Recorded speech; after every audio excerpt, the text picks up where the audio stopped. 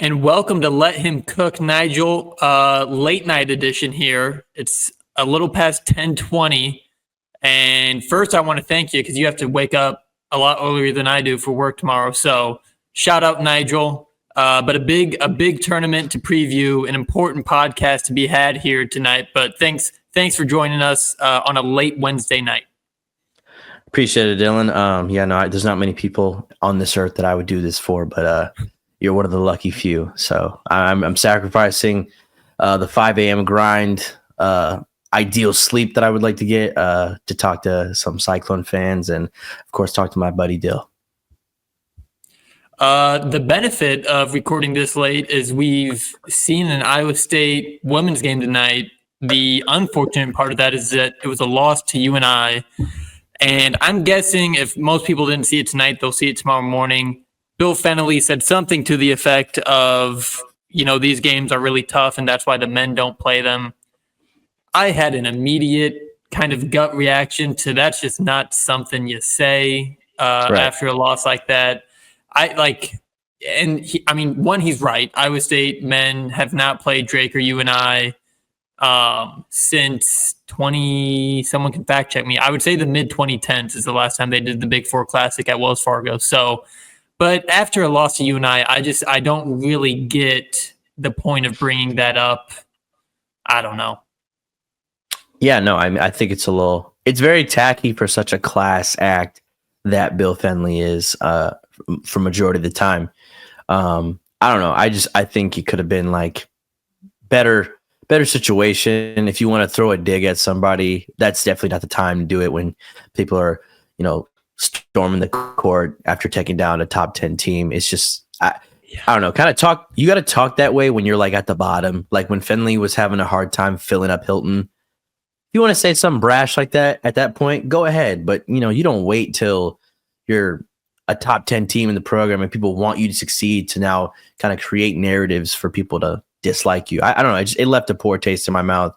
And I hope that doesn't come back to bite him in the butt. I don't know what you can do from the men's side. I don't know if they're going to play them in a silent scrimmage that no one knows about, but nonetheless, I think it could have been probably just that comment could have been swallowed for sure. Yeah, and Bill has always kind of shot from the hip. He's not like a media trained Matt Campbell that never says anything controversial, but it just kind of adds to the whole. Some Big 12 teams, including Iowa State, have come under fire for manipulating the net. And Drake and UNI fans always get mad that Iowa and Iowa State never play them, but it truly is just a nothing to gain, everything to lose situation for the bigger schools like Iowa and Iowa State. The nationwide audience wouldn't blink at an Iowa State win against Drake or UNI, but if we lost to one of them, we would be on SportsCenter the next morning because that team would be storming the court. So it's unfortunate, but that's just the reality of modern college basketball. If you have nothing to gain, I don't know why you would do it. I commend the Iowa State women for playing UNI and Drake. It's just it is what it is. I don't think you had to throw the men into it. Drake's had a great program. UNI's had a great program for a long time, but it's just I understand why the men don't play them, and I don't really care to play either one of those teams. So right, yeah, no, it just even with must see guys last year like DeVries, and I know Drake now has a lot of those Northwest Missouri State guys who won a D2 national championship. Like it just like you said, there's nothing to gain from that. So there's not much to talk about when it comes to like if TJ had to have a rebuttal, because I'm sure in the next media that's going to come up on his comments. Yeah. He's probably going to dodge the question in whole, but it's like, what do you even say to that? You know what I mean? Yeah. Yeah. So. The other Iowa State men's game, and we can just go over this really quickly. We've got a bunch of teams to talk about in Maui. IU Indy, formerly known as Ooey Pooey, came into Hilton, got smacked around, left with an L. Main takeaway is Curtis Jones is the best sixth man in all of college basketball right now.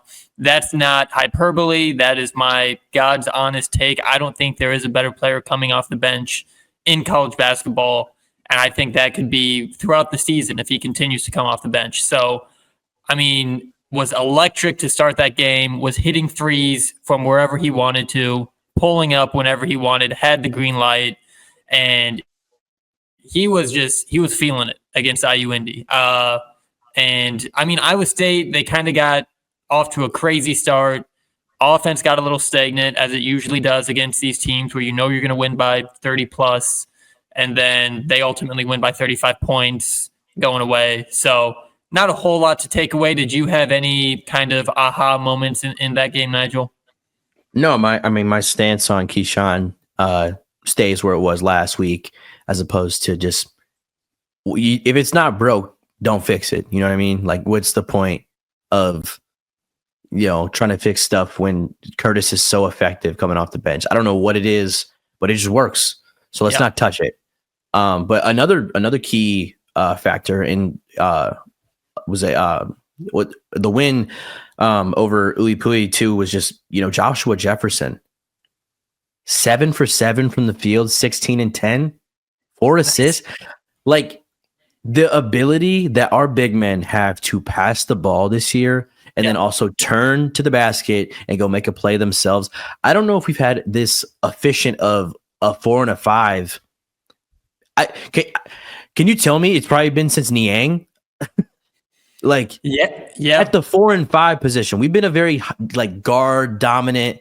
If we're sending guys to the league, it's usually a lot of guards, 1 to 3 positions. Like, it's never going to be the 4 and 5s that go play in the NBA. But we really do, for the first time in a while, have some legit talent at the 4 and 5 position. And this is not a knock on our previous guys. They just seem to be able to do a bit more on the defensive end. I saw Deshaun going out, blocking a lot of shots, but also showing, some interior force on the offensive end. And then, like I said, Joshua Jefferson is phenomenal. And I think if we can keep that up, I like our chances more with a team like Auburn that is just very physical, can shoot. We're going to need to crash the boards because there's going to be a lot of long rebounds. So it's just nice to see, even in a game that really doesn't matter, like, hey, as a new guy, here's what we can do. And we're going to contribute early. And plus, I love the idea of Milan at the 3. Like, we're such a bigger lineup with him starting at a small, because that's like, say Milan goes to the NBA, he's going to be a 3. He's 6'9", white guy. Like, you're Mike Dunleavy in the league. So it makes more sense. And now that we're seeing it for multiple games, it's easier to kind of, as a fan, kind of take a deep breath. And I'm not saying we're going to go out and win Maui because it's going to be a hard feat for sure. But I definitely don't hate our chances. And I don't know. Auburn scares me. I'm not going to sit here and act like I'm not bothered by what they can do. But I just like what I saw out of those two guys specifically. I also, a silent 17 from Mr. Lipsy. I was very impressed with that. I like you bringing up Jefferson. He had one play, second half, maybe 15 minutes left, got an offensive rebound, and then looked to kick it out to the perimeter, which is just something I've grown accustomed to, especially during, Altenberger's time here. Just get it back to the perimeter, get it back in the guard's hands. But I don't remember which guard it was, but they kind of were already going back on transition defense. So Jefferson just kind of was like, well, shit, I'm just going to post my guy up, take a couple dribbles, post move, put back. And it's been a while. Like you said, it might be like a Niang or a Hogue or an Edgum. That's the last guy that you've been like, just let him go to work. Like, if the offense isn't moving, little bounce pass, post entry pass into one of our bigs, and let them kind of, get us back in the scoring column. And yeah, it's nice to have, because like you said, that has not been something we've been accustomed to. It's been very guard dominant, whether it was Brockington or the Gabe Kalschers or current like Lipsy, Keyshawn Curtis. I mean, we've been a very guard dependent team with Otts. And finally, like you said, I just think this is probably the most well-rounded team, at least thus far, that it seems Otts has had. I almost hate that I did this, but I watched Auburn-Houston today, Nigel, and it was not reassuring. At times, Houston seemed to have that game in hand. It wasn't at Houston's home court, but the game was played in Houston, I think, where the Rockets play, probably. Yeah, Toyota Center.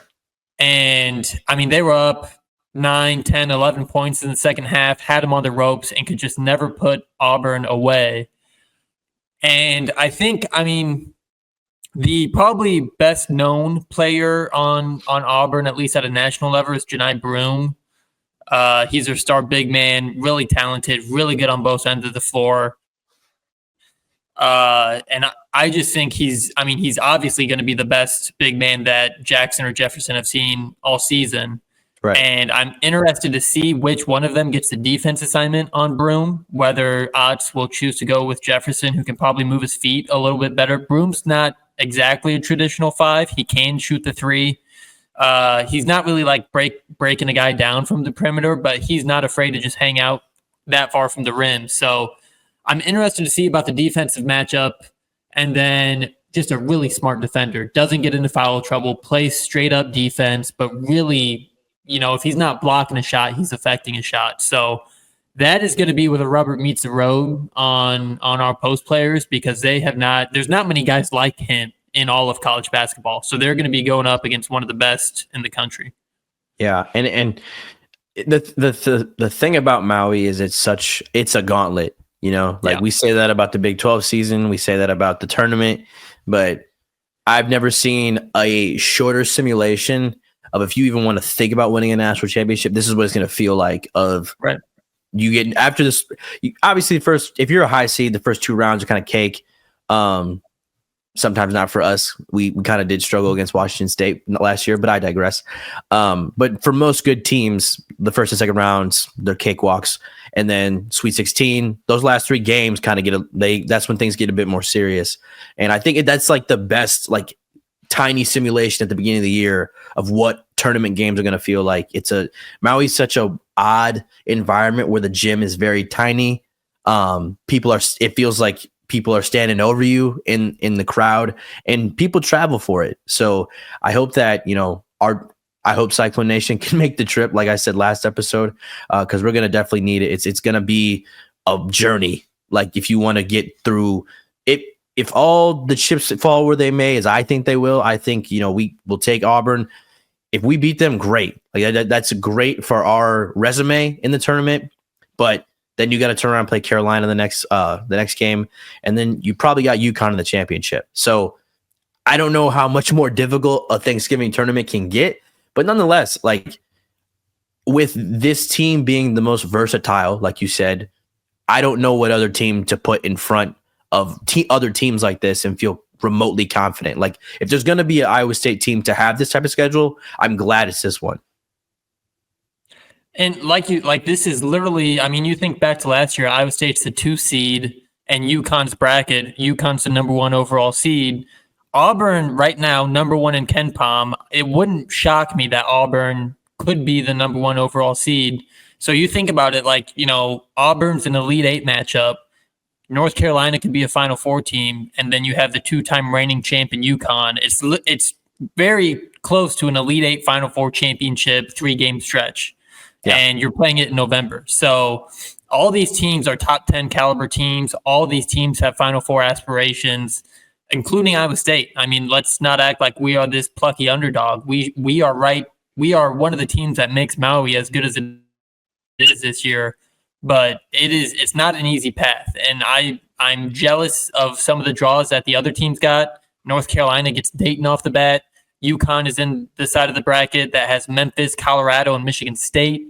So, again, Iowa State not getting any luck in the draw, but we should be one of those teams that other teams are scared to play in Maui. So it feels like we have a target on our back, but these teams, as much as we don't want to play the Auburns and the Yukons, they don't want to play Iowa State.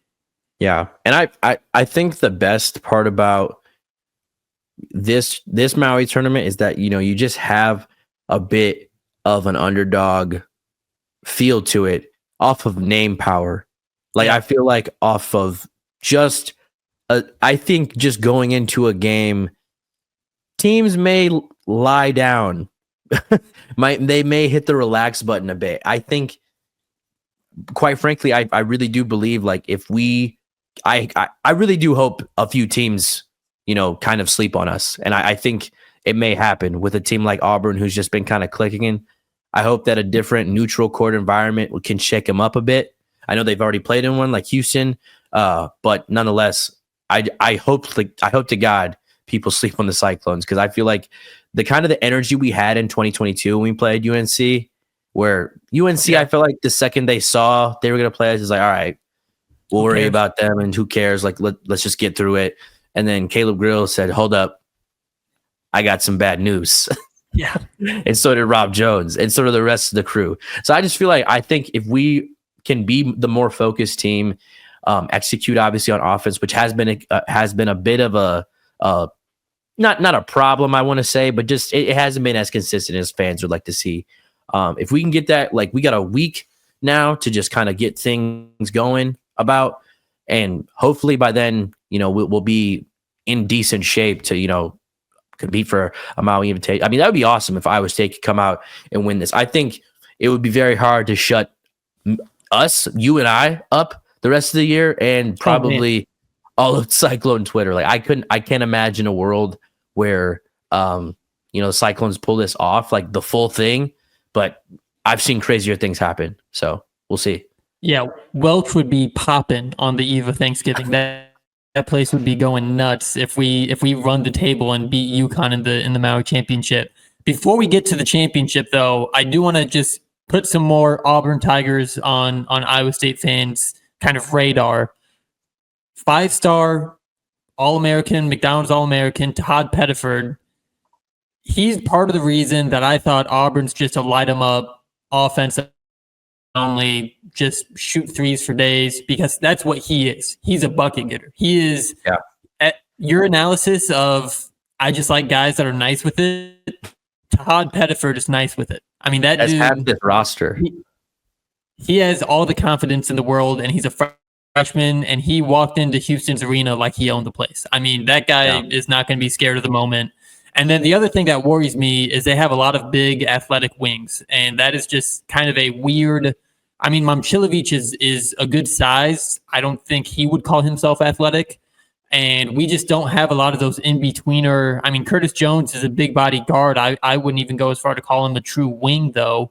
And they have guys like Chaney Johnson. Their starting small forward is Chad Baker-Mazara. And he was in a little bit of foul trouble against Houston, but both of those guys are probably 6'8 plus, move really well, defend really well, switchable defenders. There's not a lot of holes in this lineup, is what I'm telling you, Nigel. And then, like I said, they play really good defense too. If you pick the ball up and don't know what you're going to do with it,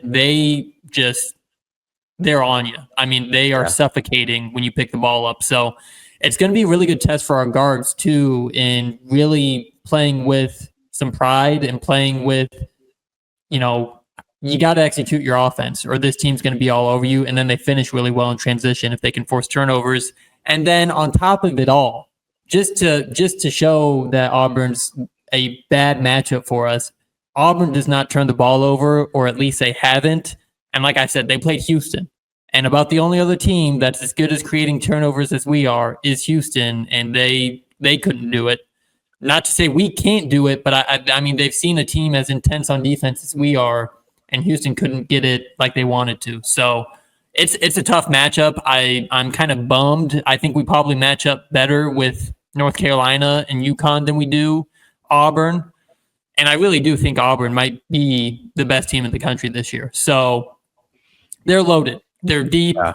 They're good top to bottom. A way I kind of look at this too is like, I'm trying to pick your brain on this. Would you rather have, because in my opinion, Auburn's the hardest game in Maui. Like no matter who, if we could play Dayton in the semifinal, we could play Yukon or Memphis. I don't care. I still feel like Auburn is going to be the hardest game in the entire tournament.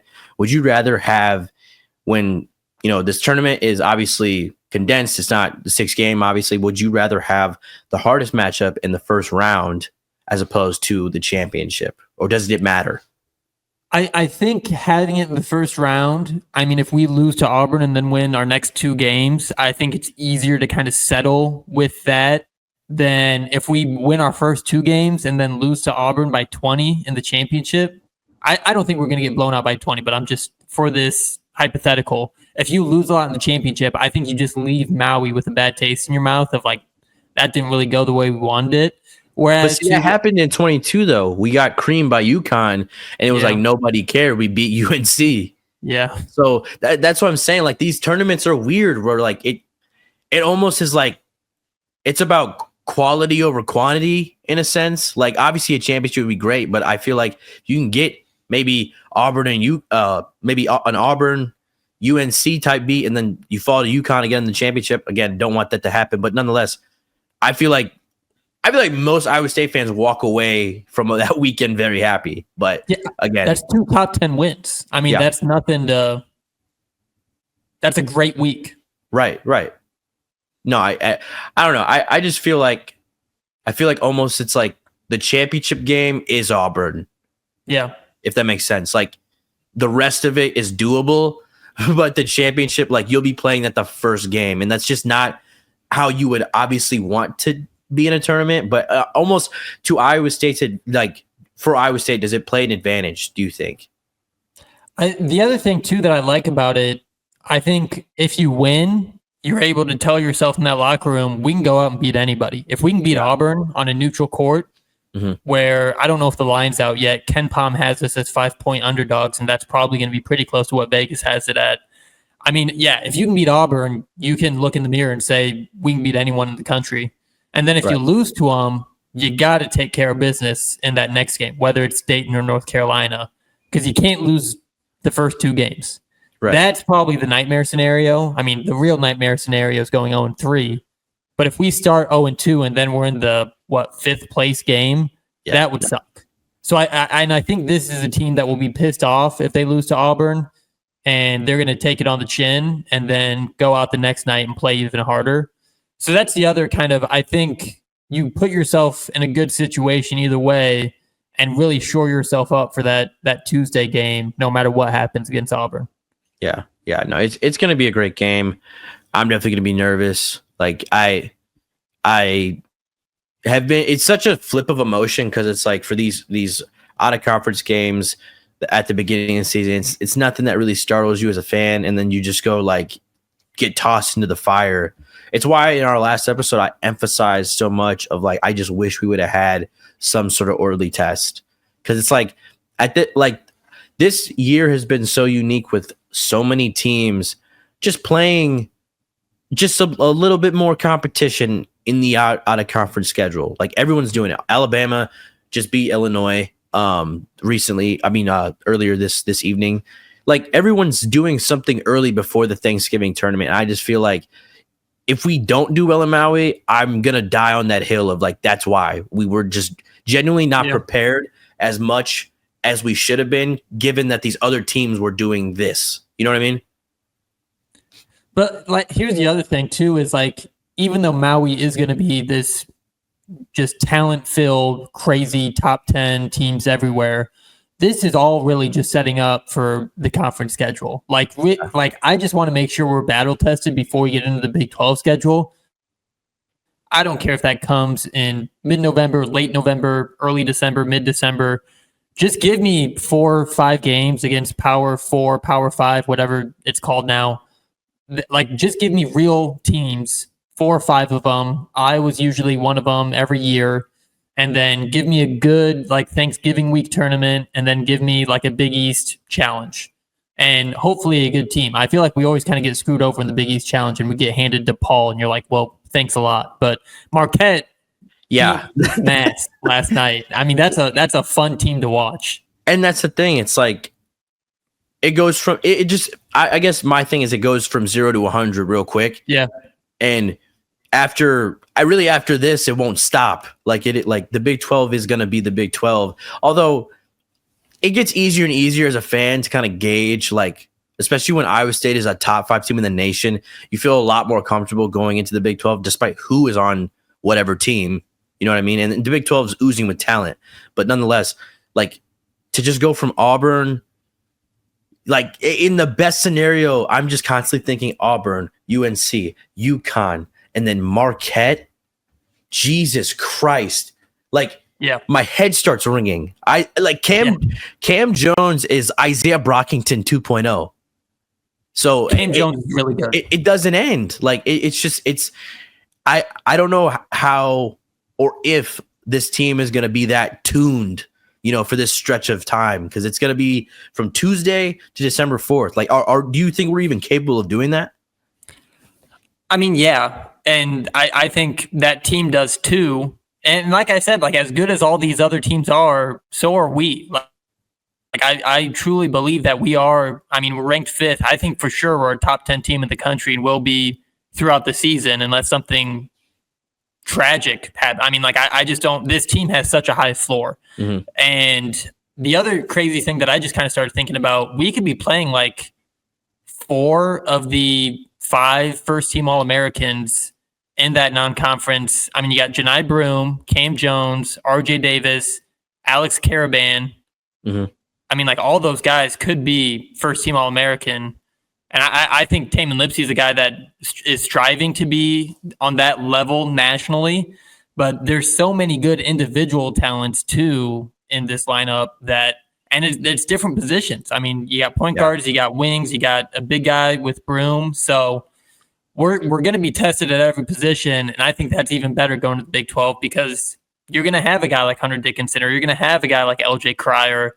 And you've seen guys at that same level in the non-conference. And I just think that's ultra important going into Big 12 play. Yeah, no, I totally agree. I don't know. I usually come on this podcast feeling pretty brash, but for the first time in forever, I don't feel very brash. And it may be the time, but I also think it's the damn schedule. Like I just can't get over the fact that, you know, we really were playing a lot of scrubs before just getting released to some pit bulls. And I don't know, man. Like Auburn has been a great team since, like, a respectable program since they made the Final Four in 2019 with Jared Harper and the rest of those guys. But like it was more of a Cinderella run. Like you were rooting for them, hoping, but it's like now you're looking at me like, dog, this is a Final Four team. Yeah. And I'm guys, I want you to know I'm feeling this times 2 because not only does Iowa State play them, but Duke plays them like the next week. So I think that's half of my anxiety. It's like I gotta live through this shit twice. No matter how it goes, I gotta go through it twice. So Dylan's got a lot easier mental health the beginning of December than I will. That's for sure.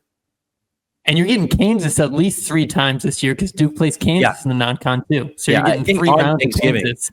So after the Maui, boom, Kansas. My life is so hard, man. It's hard being the best. It's hard being the best. Yeah. I do want to quickly talk about Dayton, North Carolina, because we know we're playing one of those 2 teams.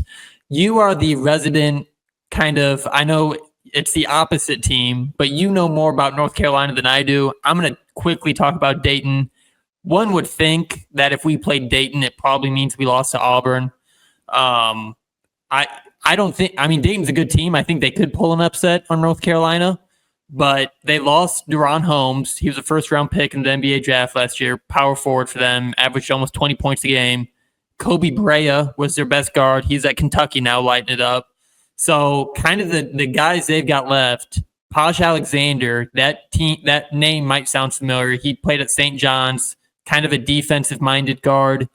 Enoch Cheeks, incredible name. Yeah. Pause. Yeah. Not Cheeks. He's a starting point guard.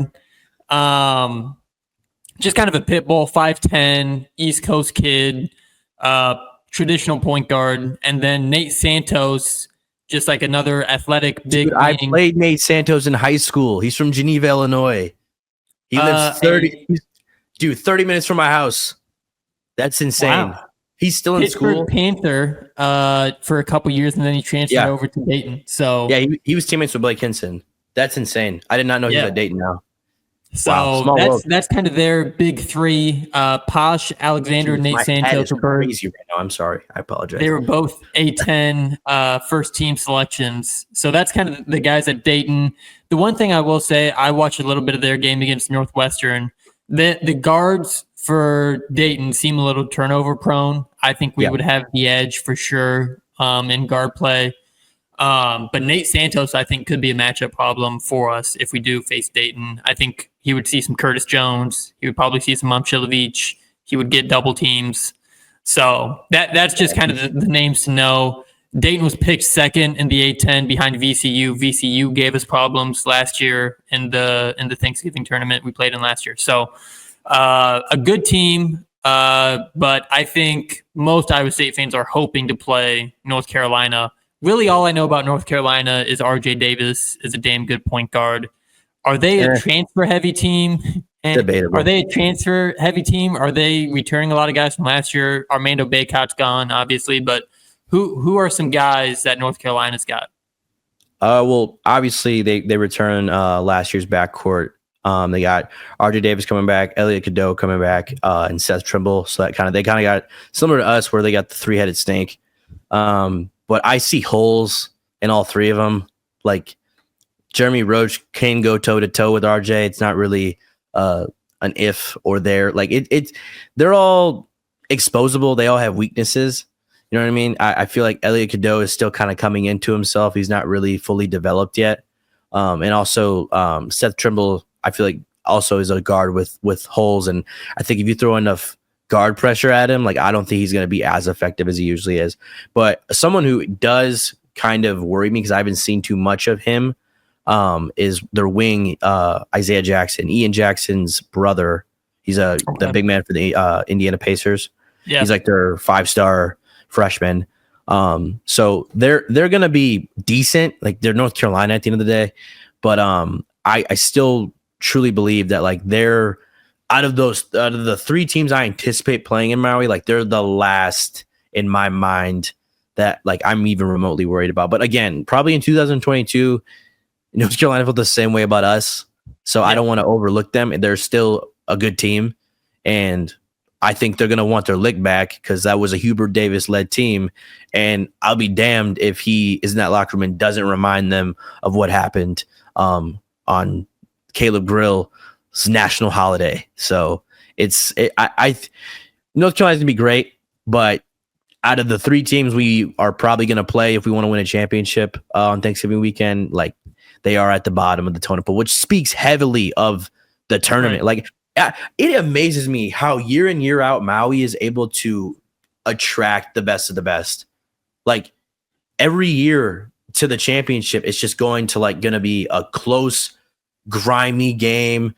The floor is going to be slippery. People are going to be in lays. Bill Walton's not going to be there for the first time. So RIP to bro. It's just gonna. It's also gonna. Yeah, like it's just got a different like vibe to it. Like I've said multiple times. So I don't know. I just think Carolina is going to be good, but again, when it comes to the totem pole of worries, they're on the bottom of mine right now. Yeah, so. And then the other thing too is Iowa State is by far on the better half of the bracket. Mm-hmm. The other four teams on the other side are Memphis. The one thing about Memphis is they have Tyrese Hunter, and that could be quick math. I think the fourth time that Tyrese Hunter will have played Iowa State. I think we only played Texas once last year, and I think we played him twice his first year at Texas. So it would be Tyrese Hunter round 4. You got Yukon, 2-time returning national champ. I've watched Michigan State. I don't know. They were supposed to be really good last year. I think they're supposed to be. Not worried about them. Yeah.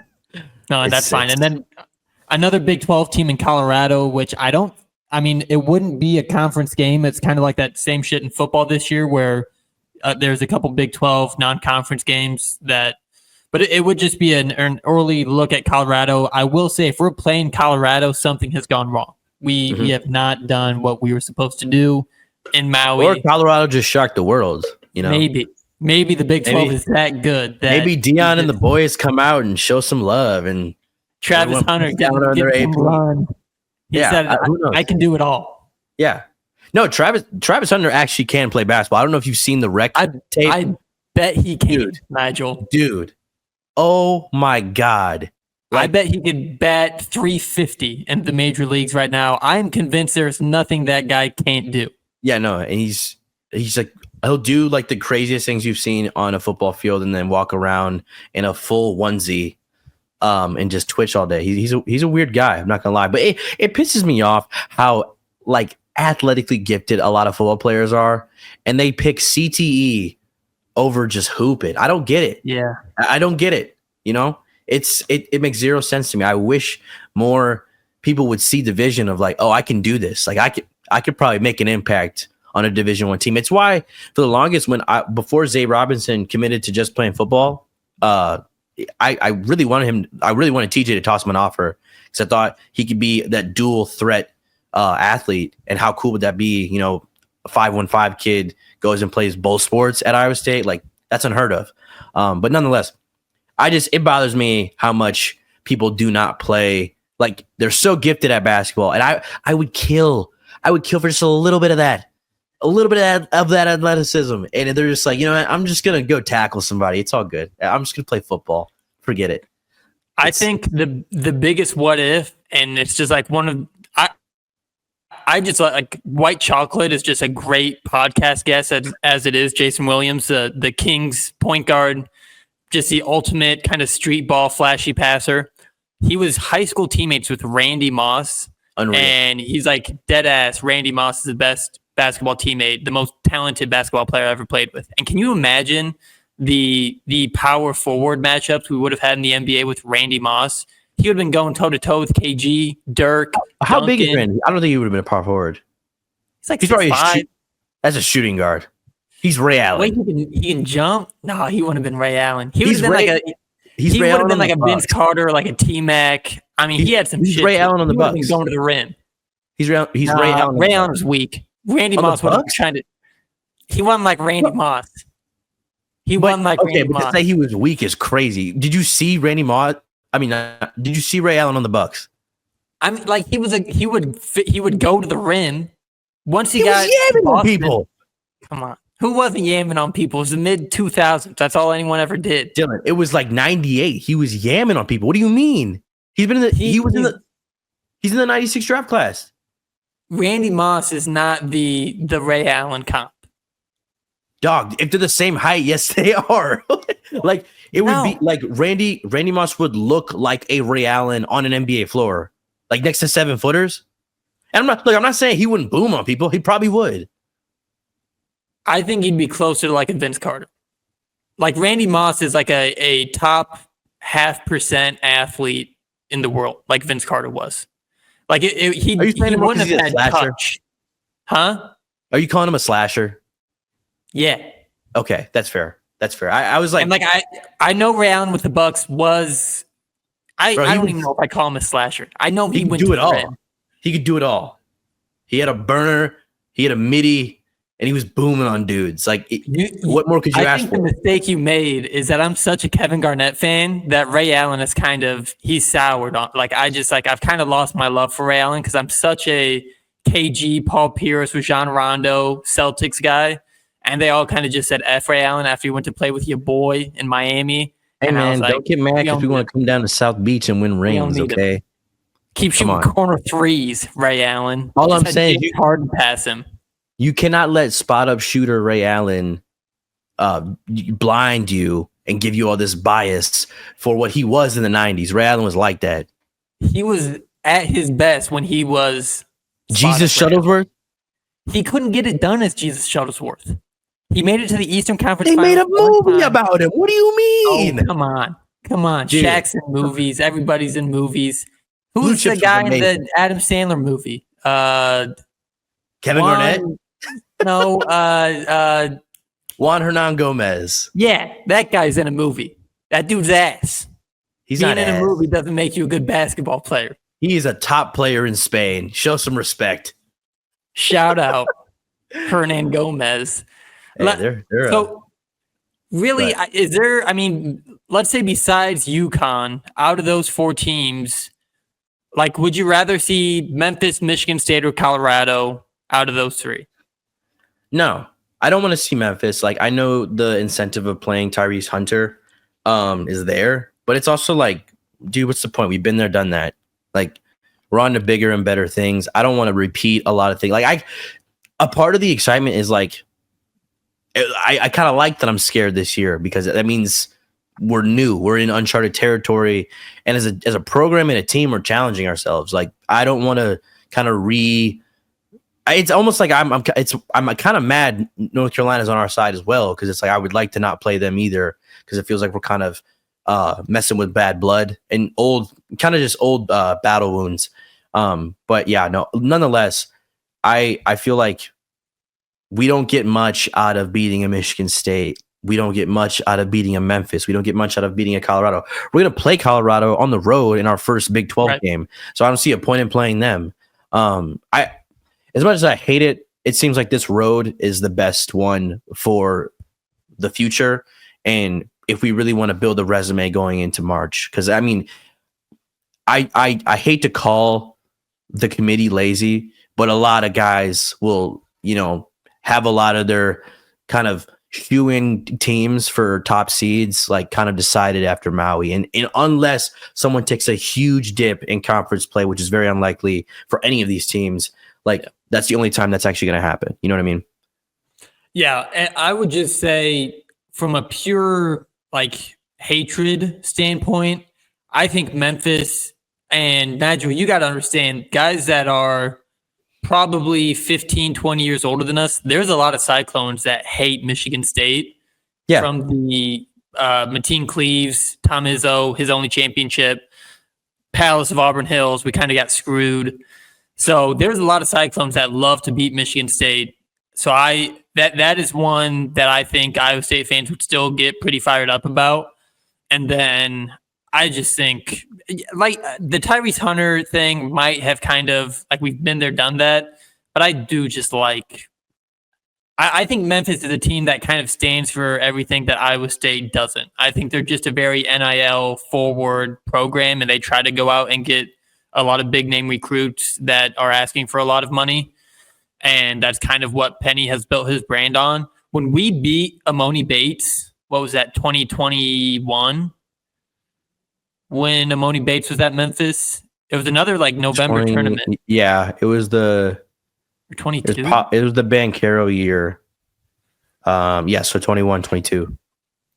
I really thought that was going to be when we beat Patrick Mahomes. I thought Amoni Bates was going to be the first pick in the NBA draft that year because he was kind of supposed to be, and then it turned out he was never anything. So a lot of these teams are actually kind of throwbacks to prior Thanksgiving tournaments.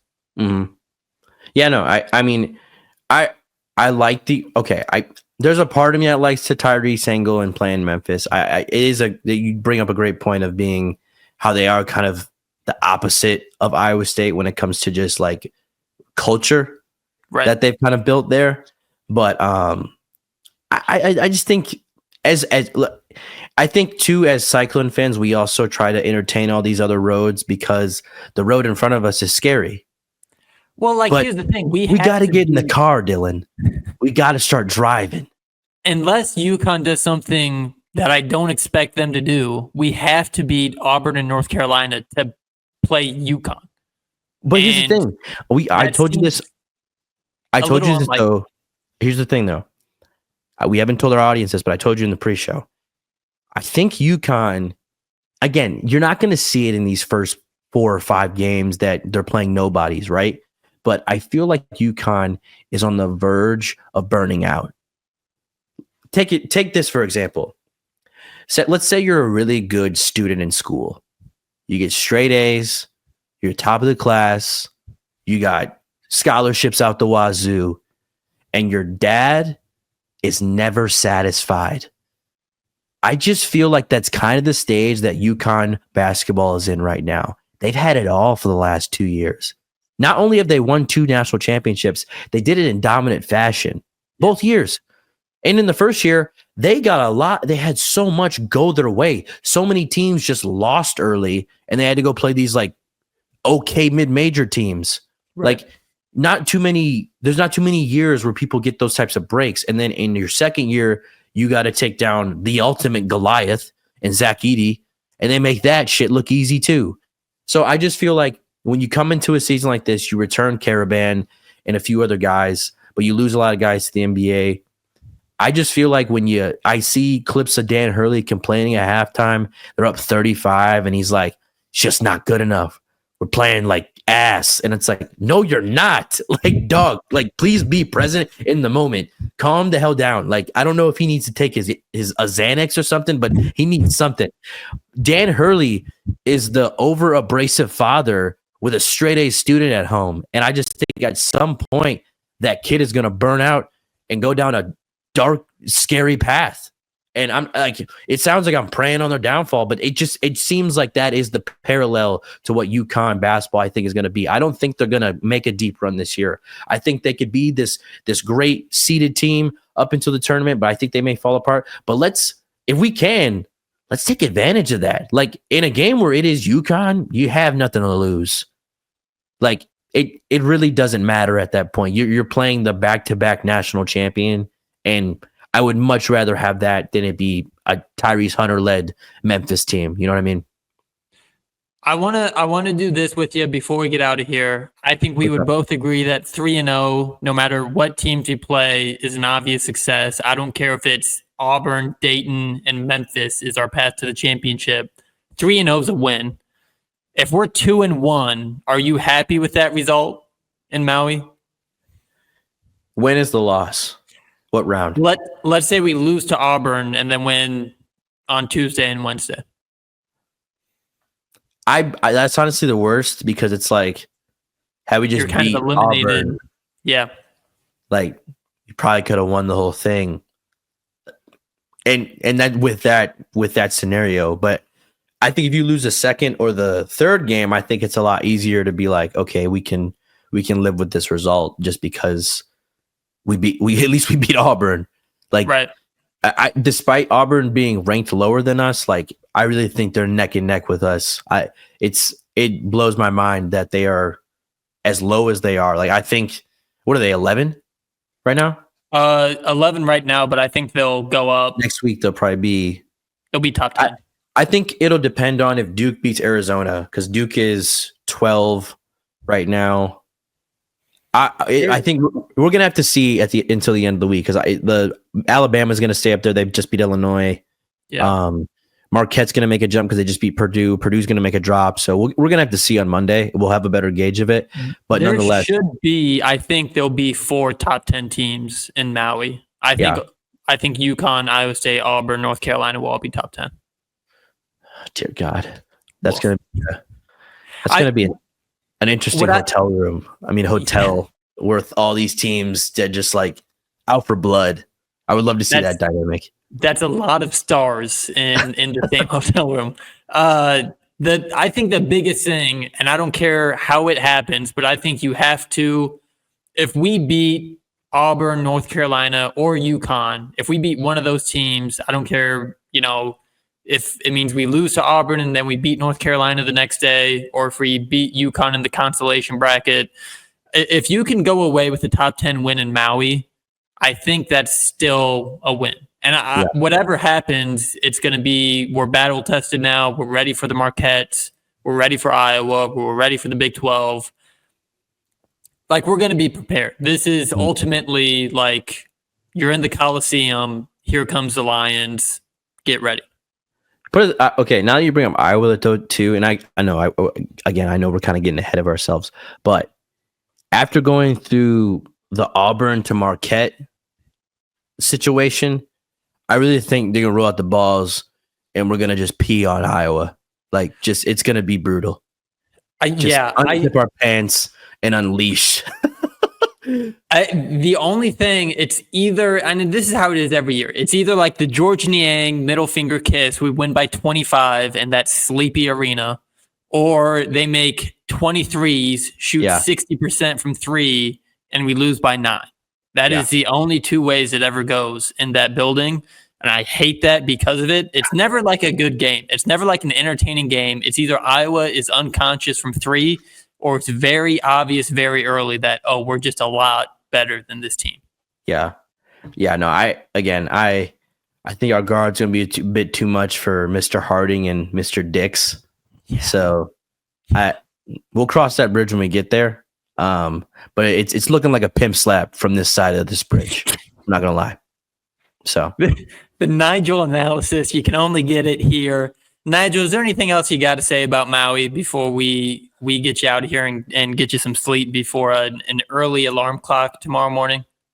Other than I'm gonna miss Bill Walton, man. I didn't realize so many people were like, "Oh, he's so annoying. He goes on these tangents," but it's like it's kind of awesome, man. Like no one did it better than Bill Walton. I just love someone who has such a high profile job and just like does not make too serious of himself about it. Like you're talking about basketball. Like, let's also talk about life. Like, because these things intertwine and you can learn a lot about life through basketball. And I loved how he just kind of would go out. Like, people find it unnecessary, but it's like, if you actually listen to what he's saying, like, I feel like you can grab something out of it. You know what I mean? But what were you going to say? I love Bill Walton, but I think it was a thing of like, if I'm just watching two teams I don't really care about and Bill Walton's on the call, awesome. Like, if it's like 11 p.m. and it's UCLA versus Washington and I just hear Bill Walton ramble about God knows what, super fun. But if he was commentating an Iowa State game, I kind of want to hear about either our players or to learn more about the opposing team. Like, Fran Fraschilla is like my favorite guy to call an Iowa State game because I feel like I know every player on a first name basis by the end of the game just because of how much research Fran does. Yeah, and Fran also loves us though. Like, he has a tiny bias to Iowa State, but also I feel like you feel that way, and a lot of Cyclone fans feel that way because of the iconic clip of when he was like, Bill, what I can't remember. We were losing, and he was like, well, Iowa State's up right now. He's like, no, they're losing. No, he's like, no, they're not. Yeah, he had a really tough game with crazy brain fart, and it was just like, I think that was like the straw that broke the camel's back for Iowa State fans. We were like, F Bill Walton for a minute, and then he died. We're like, oh wait, damn, I feel bad now. And I do. I love Bill Walton. I think he was hilarious, but I understand the frustrations if he was calling a game for your team. Yeah, no, it's definitely like, you don't want to be like, because I remember vividly in 2018 when Gonzaga played Duke in the Maui championship, how just back and forth it was. Like, you're really not trying to hear nothing else but the game, right? Like, and I hope to God that, I don't know who's taking his place, but I'm sure they're going to have some sort of memorial for him probably. So I hope they take the time, which they probably will, just to honor the legend that he was on and off the court. And is it Dave Pasch that was usually with him in Maui? I don't know if he's still doing it. Honestly, man, Bill was so captivating. I forgot who did Maui with him half the time. Who the play-by-play guy was? I think it was Pasch usually, but I'm not 100% sure. But but get Gus Johnson in there or something. Let's spice it up. Let's go crazy. Awesome. Give me the Charlotte Hornets. What's that guy up to this week? Get him out there. Diddly D. Oh my God, dude, that'd be amazing. Imagine just a Keyshawn Gilbert yam. And he's just my God. Oh my God. But on that note, I need to get some shut eye. But this has been a great Let's get out of here. Go Cyclones. Hell of a week next week, for better or worse. Yeah. If Iowa State takes care of Utah, we got a Big 12 championship berth on the line. We got Maui. And then the Twister Sisters have a hell of a redemption game against South Carolina on Thanksgiving Day, taking on the Fightin' Don Staleys.